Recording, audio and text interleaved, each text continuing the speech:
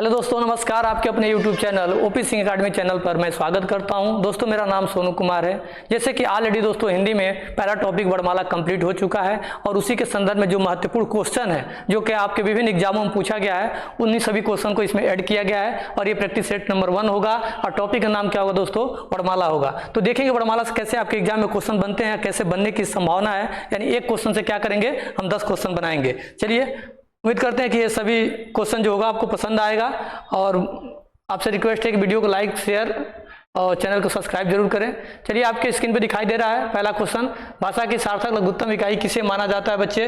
तो याद रखिएगा किसको माना जाता है। 4 ऑप्शन आपके सामने दिखाई दे रहा है, शब्द, वर्ण, अर्थ और मात्रा। तो जब भी आपके एग्जाम में क्वेश्चन बने ना कि भाषा की सार्थक लघुत्तम इकाई किसे माना जाता है, तो याद रखिए किसको माना जाता है बच्चे? शब्द को माना जाता है। ठीक ना। अब देखिए यहाँ से क्वेश्चन क्या क्या पूछ सकते हैं आपके एग्जाम में, 2-3 पॉइंट याद करिएगा। ठीक ना। पूछेगा कि भाषा के सबसे छोटी लिखित इकाई क्या है? लिखित इकाई क्या है बच्चे? तो याद रखिएगा आंसर क्या होगा आपका? वर्ड होगा। ठीक ना। जब भी क्वेश्चन पूछेगा कि भाषा की सबसे छोटी लिखित इकाई क्या है बच्चे, तो याद रखिए क्या होगा? वर्ड जो होगा इसका आंसर होगा। क्या होगा? वर्ड।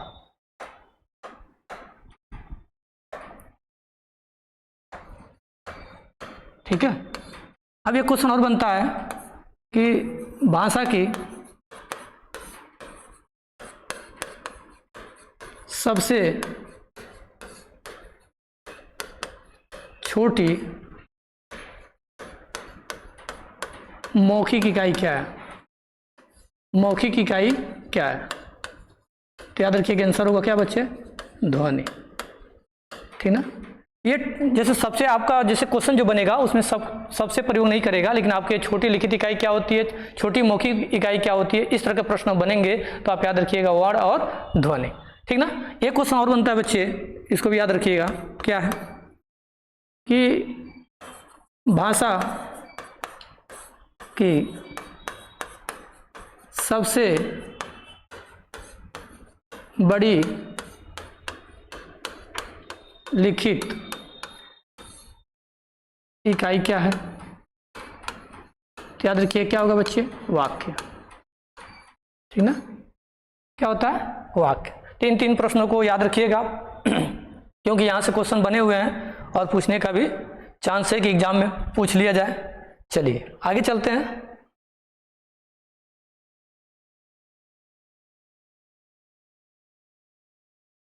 देखिए यहाँ पे क्वेश्चन लिखा गया है, लिपि चिन्हों के क्रमबद्ध समूह को क्या कहते हैं? तो बच्चे याद रखिएगा लिपि चिन्हों के क्रमबद्ध समूह को क्या कहते हैं? तो आपके सामने देखिए 4 ऑप्शन दिख रहा है, अक्षर है, वर्ड है, वर्णमाला है और वर्ण समूह है। तो क्या कहते हैं बच्चे? इसका करेक्ट आंसर होगा वर्णमाला। अब देखिए वर्णमाला का डिफिनेशन जो है अलग अलग एग्जाम में कई तरह से पूछा गया है। ठीक ना। तो उसको भी आप क्या करें? नोट करें। ठीक। चलिए, एक तो पहला डिफिनेशन आपका यही हो जाएगा। दूसरा लिखिए कि वर्णों के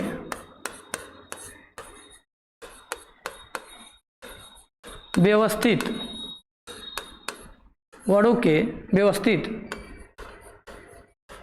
समूह को क्या कहते हैं बच्चे? वर्णमाला कहते हैं। वर्णमाला कहते हैं। ठीक है। और एक क्वेश्चन और याद रखिएगा, 52 वर्ण लिपियों के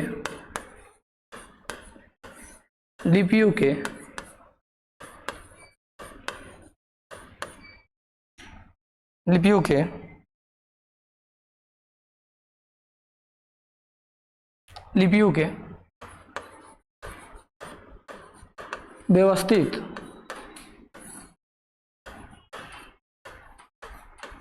समुदाय को या व्यवस्थित क्रम को क्या कहते हैं? तो वर्णमाला कहते हैं। वर्णमाला कहते हैं। तो जब भी आपके एग्जाम में इस तरह से क्वेश्चन बने बच्चे ना, तो आप याद रखिएगा किस तरह से आपको क्वेश्चन को पढ़ना है और कैसे इसको सॉल्व करना है।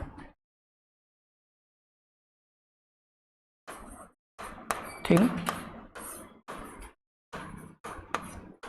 वर्णमाला कहते हैं।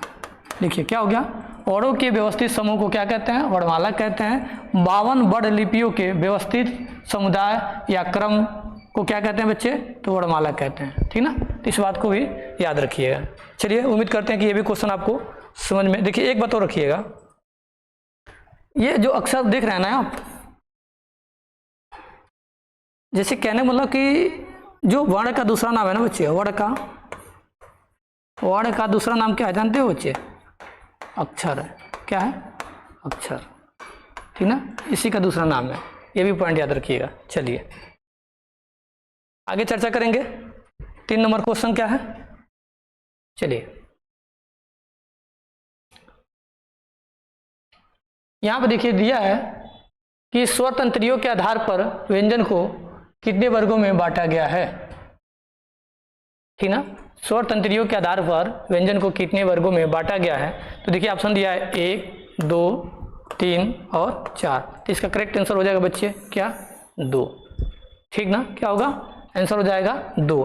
अगर मान लो कि स्वर तंत्रियों के आधार पर पूछा है, अगर पूछ लेगा वायु प्राण के आधार पर व्यंजन को कितने भागों में बांटा गया, तब क्या आंसर होना चाहिए बच्चे, तभी भी 2 होना चाहिए। क्या होना चाहिए, 2 याद होना चाहिए, ठीक ना। चलिए जैसे मैं बता दूं कि जैसे ये क्वेश्चन कैसे बनते हैं, कहाँ से बनते हैं, तो याद रखिएगा कि जब हम क्या करते हैं ना, जब वर्ण का क्या करते हैं बच्चे, वर्ण का वर्गीकरण करते हैं, वर्ण का वर्गीकरण इनको 2 आधार पर किया जाता है। किन आधार पर, 2 आधार पर। एक होता है स्वर तंत्रियों के आधार पर, क्या होता है बच्चे, स्वर तंत्रियों के आधार पर।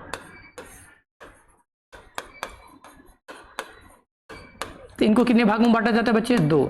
एक होता है बच्चे ना वायु प्राण के आधार पर, क्या होता है बच्चे, वायु प्राण के आधार पर।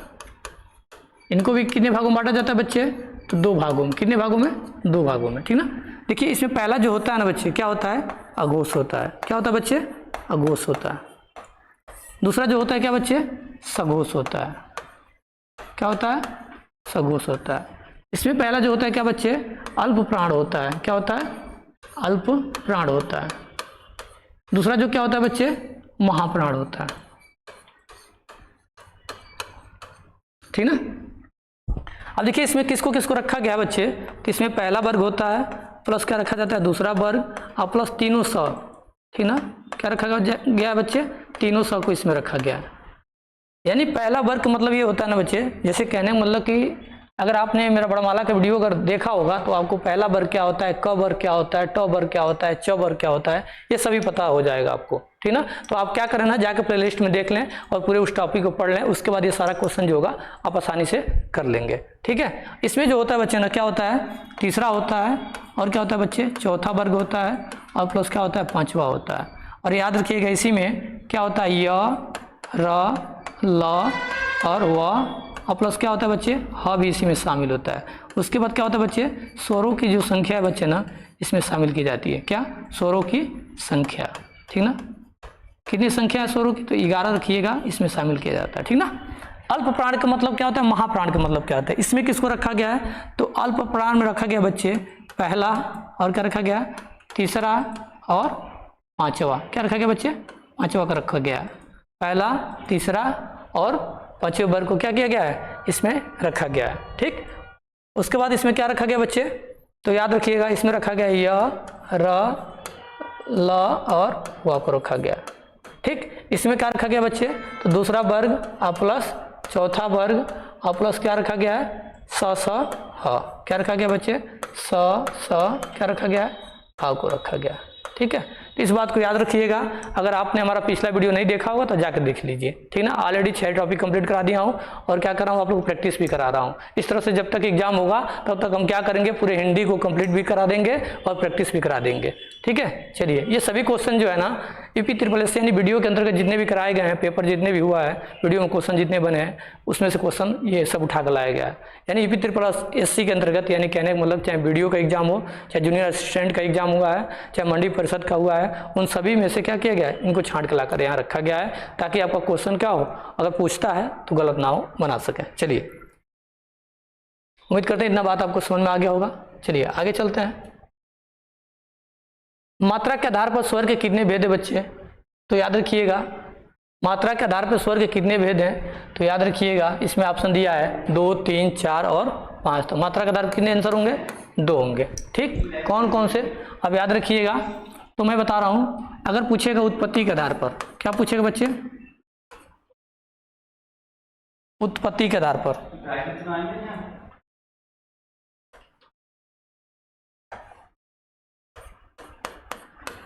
उत्पत्ति के आधार पर, उत्पत्ति के आधार पर स्वर के भेद। अगर उत्पत्ति के आधार पर स्वर का भेद पूछेगा बच्चे, कितना लगाना है? 3 लगाना है। अगर मात्रा के आधार पर पूछता है बच्चे, क्या मात्रा के आधार पर, मात्रा के आधार पर अगर स्वर का भेद पूछता है, स्वर के भेद, तो याद रखिए कितने लगाना है बच्चे? 2 लगाना है। अब बता रहा हूँ क्यों लगाना है 2।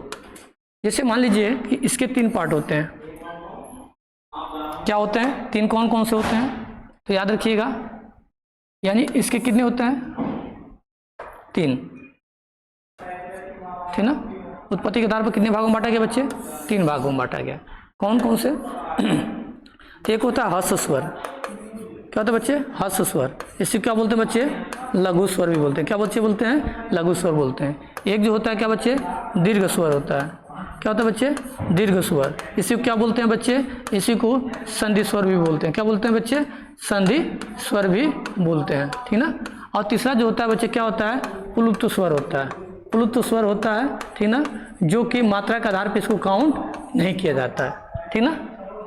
पसंद आ गया? इसीलिए पूछा है कि मात्रा के आधार पर स्वर कितने भेद है बच्चे? तो आंसर होगा क्या?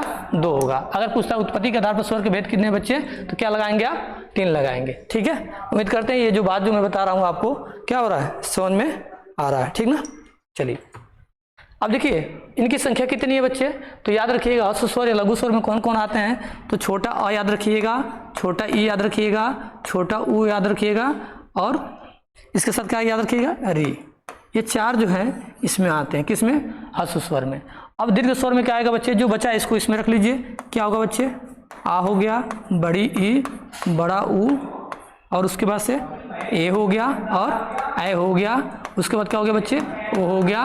उसके बाद क्या हो गया बच्चे? ओ। ठीक है, तो याद रखिएगा 3 3 6। ठीक है,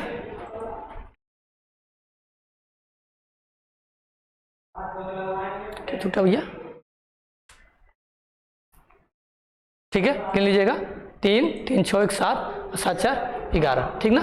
अब देखिए इसका जो प्रयोग होता है बच्चे ना, इसको किसी को बुलाने के लिए क्या किया जाता है? प्रयोग किया जाता है। जैसे आप बोलते हो ना ओम, तो ओम का उच्चारण जैसे नहीं होता, इसमें बोलते समय क्या होता है? ज़्यादा जो होता है ना कि सांसों का मतलब उच्चारण, जैसे किसी को संबोधित किया जाता है, किसी को बुलाने के लिए इसका क्या होता है? प्रयोग किया जाता है। ठीक ना? अब देखिए इसमें आपको पता हो गया कि हर्ष स्वर क्या होता है, दीर्घ स्वर क्या होता है, संधि स्वर क्या होता है। देखो बच्चे इसमें भी ना 2 पार्ट होते हैं। दीर्घ स्वर के भी कितने पार्ट होते हैं बच्चे? 2 पार्ट होते हैं। एक होता है मूल दीर्घ स्वर और एक होता है संयुक्त स्वर। क्या होता है बच्चे? लिख लीजिए यहीं पे। क्या होता है? मूल दीर्घ स्वर होता है, ठीक, और एक होता है संयुक्त स्वर। क्या होता है बच्चे? संयुक्त स्वर।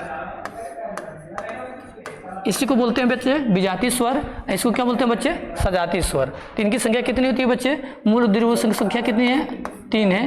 ठीक ना? याद रखिएगा, क्योंकि इनका निर्माण जो होता है ना अपने ही वाले वर्ग से होता है, लेकिन इनका जो निर्माण होता है ना एक दूसरे पड़ोसी वाले के मिलने से होता है। जैसे इनकी संख्या कितनी है? 4 है। अब ये 4 कौन कौन से बच्चे? तो ए याद रखिएगा, ए, ठीक है, ओ, उसके बाद क्या है बच्चे? ओ।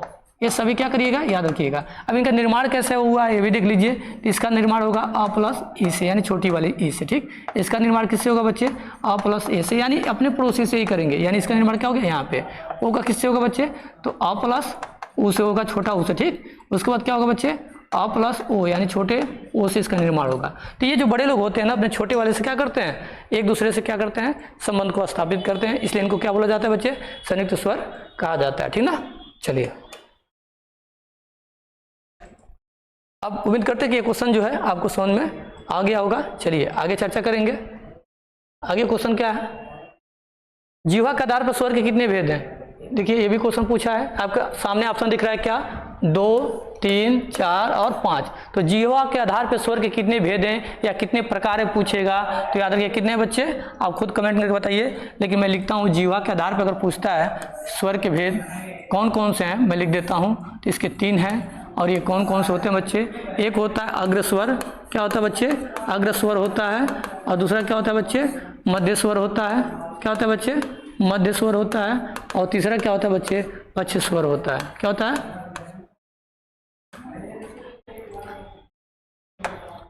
ठीक है, पक्ष स्वर होता है, ठीक ना। इसको याद रखिएगा। यानी ये जीवा के अगले भाग से इसका उच्चारण होगा, इसका क्या होगा, मध्य भाग से होगा, या और जीवा के क्या होगा, पछले भाग से होगा। तो इसलिए क्वेश्चन आपको याद रखना है कि जीवा का आधार पर स्वर के कितने भेद बच्चे, तो 3। कौन कौन से, अग्रस्वर, मध्य स्वर और क्या होता है बच्चे, पक्ष स्वर होता है, ठीक ना। अग्रस्वर में कौन कौन रखे जाते हैं बच्चे, तो याद रखिएगा छोटी ई, ठीक, बड़ी ई और छोटा ए और बड़ा ए, इसको रखा जाता है, ठीक है बच्चे।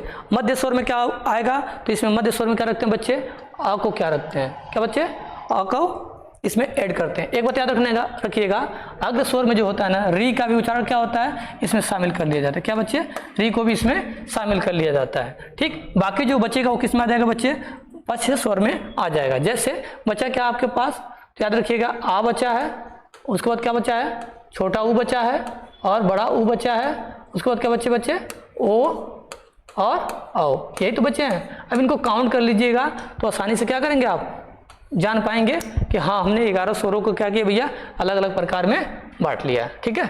चलिए, उम्मीद करते हैं कि ये भी क्वेश्चन आपको समझ में आया होगा। अगर देखिए, अगर वीडियो अच्छा लगता है, प्रैक्टिस सेट अगर आपको अच्छा लगता है तो वीडियो को ज़्यादा से ज़्यादा शेयर करें और कमेंट करके बताएं कि क्या सही है और क्या आप लोग लिए, और अगला कदम उठाया जाए जिससे आपकी तैयारी क्या हो और तेजी से चल सके, ठीक है। चलिए, अब देखिए मुंह के आधार पर पूछ रहा है। अब बताइए मुंह के आधार पे स्वर के भेद कितने हैं, मुंह के आधार पर स्वर के कितने भेद हैं, तो याद रखिएगा अगर मुंह के आधार पर स्वर के भेद पूछता है, तो मुंह के आधार पे अगर स्वर के भेद पूछता है भैया कि या कितने प्रकार हैं, तो याद रखिएगा मुंह के आधार पे 4 हैं। कौन से, मुंह के आधार पे कितने भेद है बच्चे, तो 4 हैं। कौन कौन से, संवृत स्वर, अर्ध संवृत स्वर, विवृत स्वर और अर्ध विवृत स्वर, ठीक ना। कितने हैं बच्चे, मुंह के आधार पर पूछेगा तो क्या रखिएगा आप लोग, इसके कितने भेद हैं, तो बच्चे 4 हैं। और ये 4 कौन कौन से बच्चे, एक होता है संवृत स्वर, क्या होता है बच्चे, संवृत स्वर, और दूसरा क्या होता है बच्चे, अर्ध संवृत स्वर, क्या होता है बच्चे, अर्ध संवृत स्वर, और क्या होता है बच्चे, तीसरा क्या होता है, विवृत स्वर होता है बच्चे, क्या होता है बच्चे, विवृत स्वर, और चौथा क्या होता है बच्चे, अर्ध विवृत स्वर होता है, क्या बच्चे, अर्ध विवृत स्वर होता है, अर्ध विवृत स्वर। ये सभी क्या करें आप याद रखें कि ना, यहाँ से सबसे ज़्यादा क्वेश्चन आपके एग्जाम में बनते हैं, और इन बातों का विशेष ध्यान देखें कि भैया क्वेश्चन जो है कहाँ से पूछ रहा है। जब इस बात को आप सीख जाएंगे ना कि क्वेश्चन कहाँ से पूछा जा रहा है, कहाँ से बन रहा है, तो आप आसानी से क्या कर सकते हैं, क्वेश्चन को कर सकते हैं, ठीक ना। अब देखिए संवृत स्वर में क्या आ जाएगा बच्चे, तो याद रखिएगा इसमें जो होगा ना, मुख द्वार कम खुलेगा, ठीक ना। तो इसमें छोटी ई और बड़ी ई याद रखिएगा, और उसके बाद से ए और ए, ठीक ना, ठीक ना, याद रखिएगा ए। और सुना गया, तो इस बात को आप क्या करें, विशेष तौर से ध्यान दें कि अग्र स्वर, सॉरी संवृत स्वर में क्या होगा, तो इनकी संख्या क्या होगी, सॉरी बच्चे, सॉरी 1 मिनट बच्चे, मिस्टेक हो गया, सॉरी, ठीक ना, मिस्टेक हो गया बच्चे, इसमें छोटा ऊ और बड़ा ऊ होगा, सॉरी, क्या होगा बच्चे, छोटा ऊ और बड़ा ऊ होगा, माफ करिएगा, ध्यान थोड़ा सा विचलित हो गया जिसके कारण मैं गलती लिख दिया, तो उस बात को ध्यान दीजिएगा आप, ठीक ना। क्या होगा बच्चे, छोटी बड़ी, छोटा ऊ और बड़ा ऊ। इसमें अर्ध समृद्ध में कौन से आ जाएंगे बच्चे, तो इसमें होगा ओ और क्या हो जाएगा बच्चे, ए, ठीक ना। विवृत स्वर में क्या हो जाएगा बच्चे, तो याद रखिएगा इसमें आ जाएगा आ, क्या हो जाएगा बच्चे, आ, ठीक। इसमें देखिए क्या कौन से बच्चे, अब इसको में रख लीजिए, एक तो बच्चा आपके पास आ, उसके बाद एक तो बच्चा बच्चे ए, उसके बाद क्या बचा आपके पास औ बचा, और क्या बचा, और आगत वाला आ भी इसी में शामिल होता है, ठीक ना बच्चे। तो इस तरह से आप याद रखिएगा, ठीक ना। तो उम्मीद करते हैं ये भी क्वेश्चन आपको एकदम समझ में आ गया होगा। यानी मुख के आधार पर अगर स्वर के कितने प्रकार होते हैं या भेद पूछता है बच्चे, तो याद रखिए कितने हैं, 4 हैं। कौन कौन से आपके सामने, समृद्ध स्वर, अर्ध समृद्ध स्वर, विपरीत स्वर और अर्ध विपरीत स्वर, ठीक ना। चलिए अब आगे बात करेंगे। देखिए इस क्वेश्चन को कहने का मतलब कि इस प्रैक्टिस सेट को इसलिए बनाया गया है ना कि छोटे से लेकर और बड़े एग्जाम के लेवल के क्वेश्चन को सभी का किया जाए, कवर किया जा सके। इसलिए देखिए मैं किस तरह सीक्वेंस में खुद ही बनाया हूँ और आप लोग के लिए लाया हूँ कि ना वर्णमाला का डिफिनेशन छूटे, ना स्वर का डिफिनेशन छूटे, ना व्यंजन का डिफिनेशन छूटे, और क्या हो, पूरी टॉपिक कंप्लीट हो। तो इस तरह इसको बनाया गया, ठीक ना। चलिए अगर ये सेट आप लोग को अच्छा लगे तो जरूर बताइए कमेंट करके। अब देखिए पूछा है ओट्स के आधार पर स्वर के कितने भेद होते हैं या प्रकार पूछा गया है, ठीक ना। तो जब भी पूछे ना बच्चे कि ओट्स के आधार पर स्वर के भेद या प्रकार, तो आपको बस क्या याद रखना है बच्चे, 2 याद रखना है। क्या याद रखना है बच्चे, ओट्स के आधार पर अगर पूछता है स्वर के भेद या प्रकार तो याद रखिएगा 2। ये 2 कौन कौन से होते हैं बच्चे, तो इसका ऑप्शन क्या हो जाएगा, 2। ऑप्शन नंबर ए जो हो जाएगा करेक्ट हो जाएगा। तो एक होता है बच्चे वृत्तमुखी होता है और दूसरा क्या बच्चे, आवृत्तमुखी होता है। क्या होता है बच्चे, वृत्तमुखी। पहला क्या होता है बच्चे, वृत्तमुखी होता है।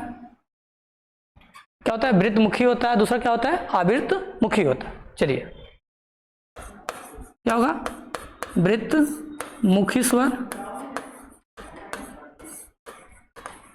और दूसरा जो होता है बच्चे क्या होता है, आवृत्तमुखी स्वर होता है। क्या होता है बच्चे,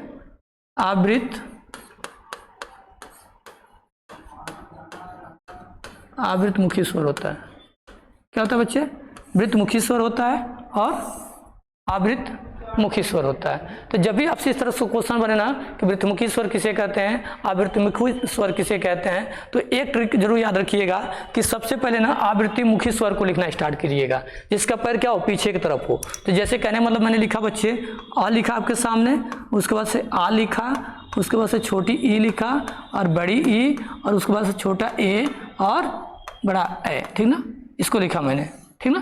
तो इस तरह से क्या हो जाएगा, आवृत्तमुखी स्वर में आ जाएंगे। उसके बाद जो बचेगा बच्चे आप किस में करिएगा, इसमें रख लीजिए। बच्चा क्या आपके पास, आप देख लीजिए तो छोटा ऊ और बड़ा ऊ, उसके बाद बच्चे ओ, और क्या बच्चे औ, उसके बाद क्या बच्चा, आगत वाला आ, ठीक ना। ये सब किस में आएंगे, तो वृत्तमुखी स्वर में आएंगे, ठीक है।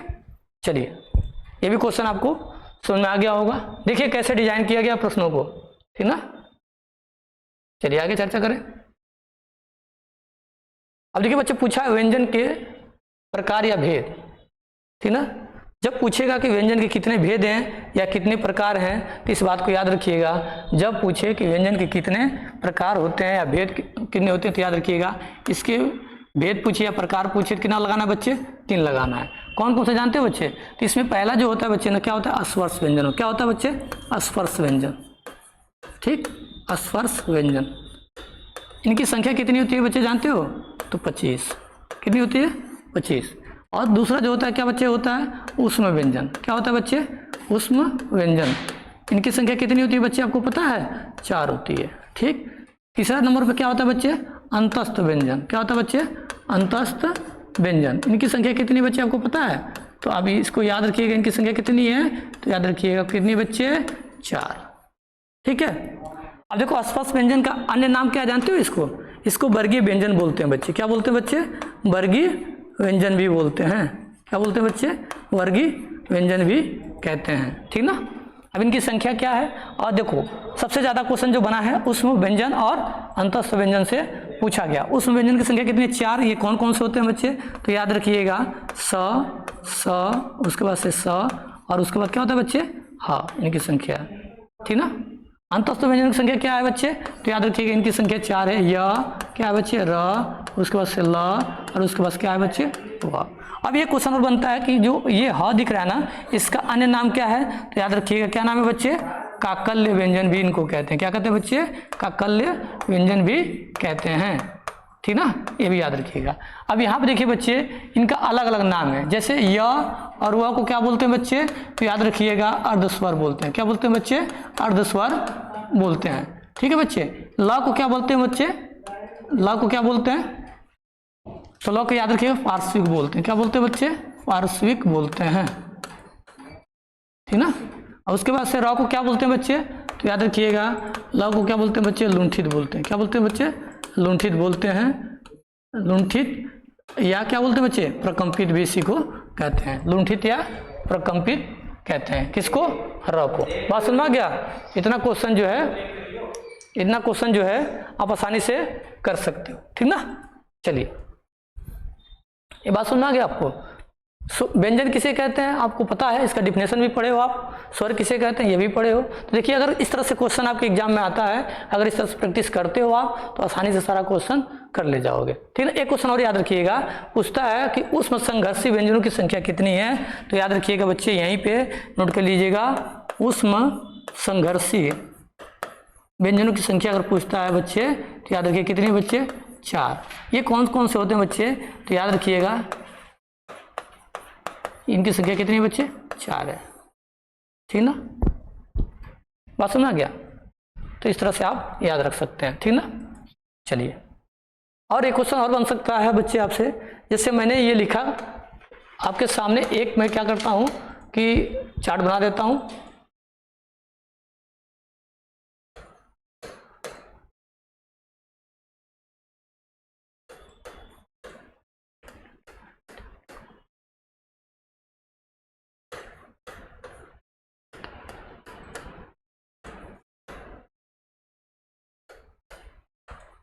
देखिए ये जो दिख रहा है ना आपका, जो 25 जो मैं बताया हूँ आसपास व्यंजन, इनका जानते हैं नाम क्या बच्चे, इन्हीं को बोलते हैं क्या, नासिका।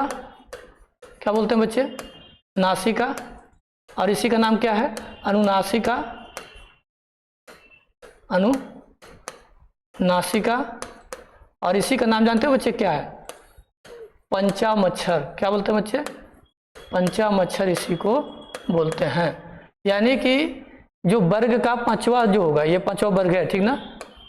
याद रखिएगा, अगर वर्णमाला का वीडियो देख लेंगे पूरा जो पढ़ाया हूँ तो उससे आपको स्पष्ट रूप से क्लियर हो जाएगा, ठीक ना। इनको क्या बोलते हैं बच्चे, नासिका, अनुनासिका और पंचामच्छर भी इसको बोलते हैं। तो इस बात को जरूर याद रखिएगा। इस तरह से जो हो गया ना बच्चे, व्यंजन से जितने भी क्वेश्चन आपको पूछने वाले थे एग्जाम में सभी क्या हो गया, समाप्त। अब चलिए आगे चलते हैं।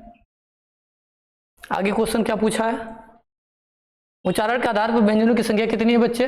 तो याद रखिएगा उच्चारण के आधार पर व्यंजनों की संख्या कितनी है बच्चे, तो याद रखिएगा 33। कितनी है बच्चे, 33। और इसमें बताया हूँ बच्चे कौन कौन शामिल है, स्पर्श व्यंजनों की संख्या कितनी है बच्चे, स्पर्श व्यंजनों की संख्या कितनी है बच्चे, तो याद रखिए कितनी है, 25। उसके बाद क्या है बच्चे, उष्म व्यंजनों की संख्या कितनी है बच्चे, तो उष्म व्यंजनों की संख्या कितनी है बच्चे, तो याद रखिएगा 4। उसके बाद से अंतस्थ व्यंजनों की संख्या कितनी है बच्चे, तो ये भी याद रखिएगा कितनी है बच्चे, तो याद रखिएगा 4। अब इन सभी को जोड़िए, देखिए कितना हो रहा है मुझे बताइए, ठीक है। जोड़िए और बताइए कितना हो रहा है। तो ये टोटल जोड़ेंगे तो कितना हो जाएगा बच्चे, 33 हो जाएगा, ठीक है। चलिए बाकी सब पे चर्चा हम कर ही दिए हैं। चलिए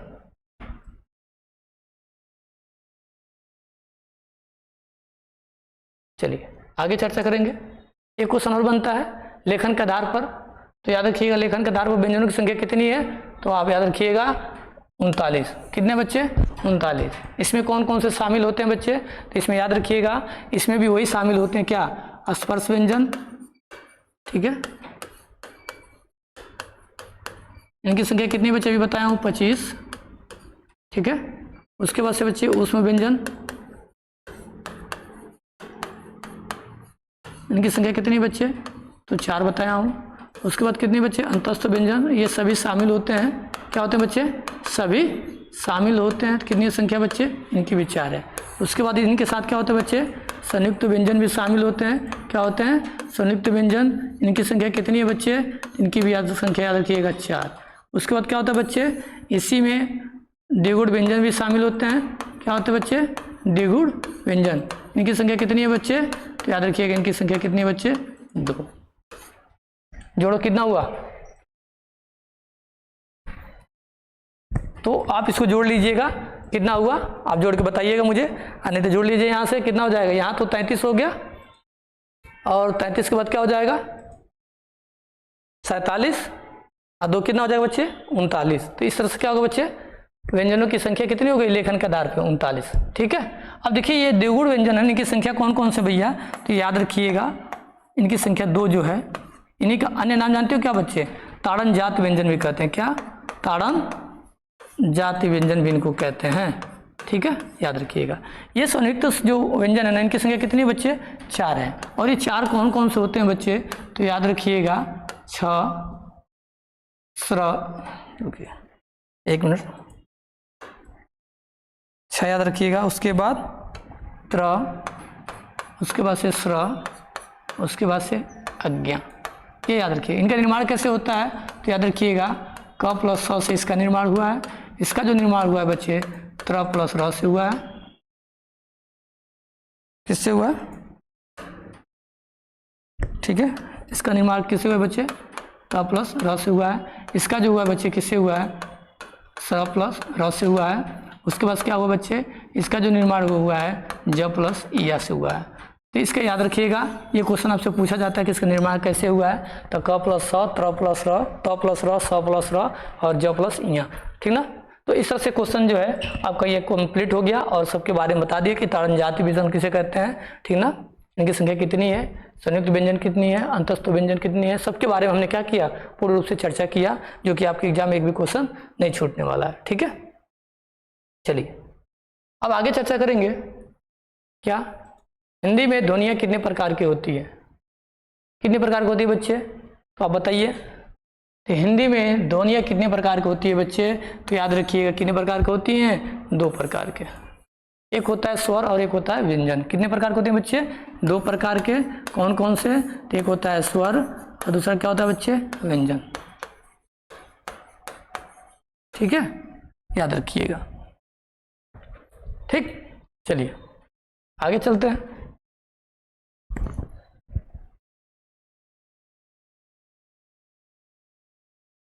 अगला क्वेश्चन क्या है? एक से अधिक वर्णों के मेल को क्या कहते हैं? तो बच्चे याद रखिएगा, एक से अधिक वर्णों के मेल को क्या कहते हैं बच्चे? तो याद रखिएगा, एक से अधिक वर्णों के मेल को क्या कहते हैं? तो अक्षर कहते हैं कि स्वर कहते हैं कि व्यंजन कहते हैं कि क्या कहते हैं? बताइए।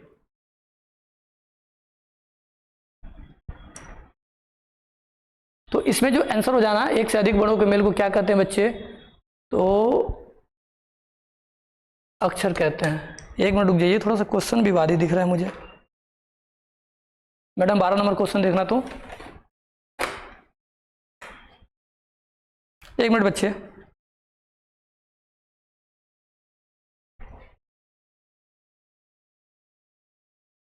चलिए ठीक है बच्चे, सही है। एक से अधिक वर्णों के मेल को क्या कहते हैं बच्चे? अक्षर कहते हैं। ठीक है, चलिए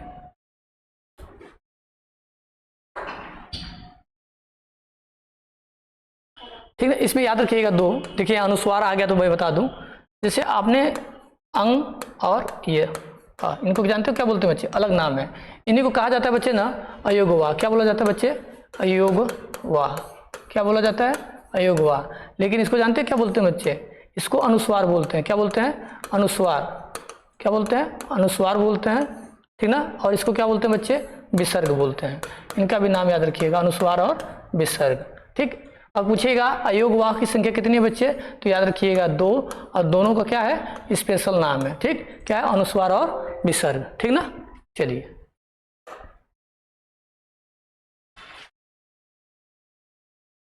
हिंदी भाषा में कुल वर्णलिपियां शामिल हैं बच्चे, कितना है? तो याद रखिएगा इनकी संख्या कितनी होती है। अगर पूछेगा कि हिंदी भाषा में कुल वर्ण लिपियों की संख्या क्या है, तो याद रखिएगा बच्चे 52 है। क्या बच्चे? 52। ठीक ना? इसमें कौन कौन से शामिल हैं ये सभी मैं बता चुका हूँ। सभी को ऐड कर दोगे तो 52 हो जाएंगे। इसमें 11 स्वर को भी क्या किया जाता है? काउंट किया जाता है। ठीक है, चलिए अगला क्वेश्चन देखते हैं। अगला क्वेश्चन क्या है?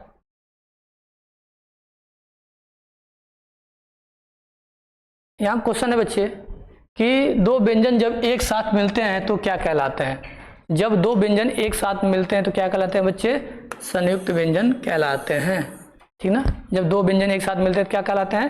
संयुक्त व्यंजन कहलाते हैं। अब देखिए अल्प प्राण के बारे में बता दिया, महाप्राण के बारे में बता दिया, अंतस्थ व्यंजन के बारे में बता दिया। लेकिन एक बात याद रखिएगा, एक जो बताने जा रहा हूँ उसको भी लिख लीजिए यहाँ पे। जैसे होता है बच्चे कंठ, यानी बड़ का उच्चारण स्थान होता है कंठ, तालु और क्या होता है बच्चे? मूर्धा। क्या होता है बच्चे? मूर्धा। उसके बाद क्या होता है बच्चे, दंत, उसके बाद क्या होता है बच्चे, ओष्ठ। ये याद रखिएगा, ठीक ना, क्योंकि ये भी क्वेश्चन बनते हैं यहाँ से और बन भी सकते हैं, कभी भी कुछ भी बन सकता है, कोई ठिकाना ना है। तो याद रखिएगा, जब वर्ण का क्या करते हैं, वर्ण का जब उच्चारण स्थान जब करते हैं तो इनको कई कैटेगरी में बांटा गया, क्या, कंठ, तालु, मूर्धा, दंत और ओष्ठ। तो देखिए कंठ में क्या होता है बच्चे ना, तो क रखिएगा, क्या, क, ख, ग, घ और अंग। इसमें याद रखने वाला जो बात है बच्चे ना, छोटा अ और बड़ा आ याद रखिएगा और साथ में ह को याद रखिएगा, ठीक ना। इसमें जो आ जाएगा, क्या आएगा बच्चे, च, छ, ज, झ और य। इसमें क्या आ जाएगा बच्चे, तो छोटी ई, बड़ी ई और य और स को जरूर याद रखिएगा, ठीक ना। उसके बाद क्या आ जाएगा बच्चे, अब बताइए, इसमें जो होगा ट वर्ग आ जाएगा और ट वर्ग के अंतर्गत इसमें याद रखना है क्या आपको, रसरी। क्या याद रखना है, रसरी। इस बात को जरूर याद रखिएगा, इन सभी को ना आप याद रखें एकदम, ठीक। ये जो मैं लिख रहा हूँ किनारे वाला, इनको आप याद रखें। अब दंत में क्या आ जाएगा बच्चे, त, थ हो जाएगा, द हो जाएगा, ध हो जाएगा, न हो जाएगा। और इसमें जानते हो क्या होगा बच्चे, ल और स, ठीक है। उसके बाद क्या होता है बच्चे, इसमें प होगा ना, ठीक ना। और इसमें जानते हो क्या होता है बच्चे, छोटा ऊ और बड़ा ऊ, ठीक ना, ओष्ठ में आ जाता है, ठीक ना। तो इस तरह से आप याद रखिएगा, ठीक ना, यानी क वर्ग, च वर्ग, ट वर्ग और त वर्ग और प वर्ग। तो यहाँ से क्वेश्चन बनते हैं, कौन सा कंठ है, कौन सा तालु है, कौन सा मूर्धा है, कौन सा दंत है, कौन सा ओष्ठ है। और एक क्वेश्चन और बनता है आपके एग्जाम में कि वह जो है ना, इसको क्या बोलते हैं।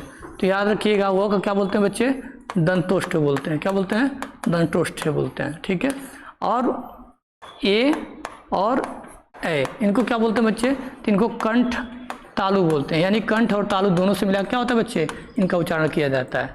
अब आप बताइएगा कमेंट करके कि वो और औ को क्या कहते हैं।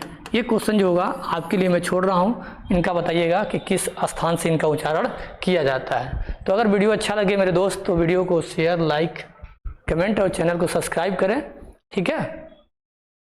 चलिए आगे चलते हैं। अब देखिए यहाँ पे पूछा है, क्या पूछा है, हिंदी वर्णमाला में उष्म व्यंजनों की संख्या कितनी है बच्चे। तो मैं बता दिया, इसका आंसर क्या हो जाएगा बच्चे, 4, ठीक ना। उष्म व्यंजन क्या है, अंतस्थ व्यंजन क्या है, इन पे सभी पर हम क्या किए हैं, आपको चर्चा किए हैं और पूरा डीप में चर्चा किए हैं कि किसको किस में रखा गया है, ठीक ना। इस तरह से देखिए 15 क्वेश्चन के माध्यम से मैं पूरा टॉपिक जो है आपका समाप्त कर दिया।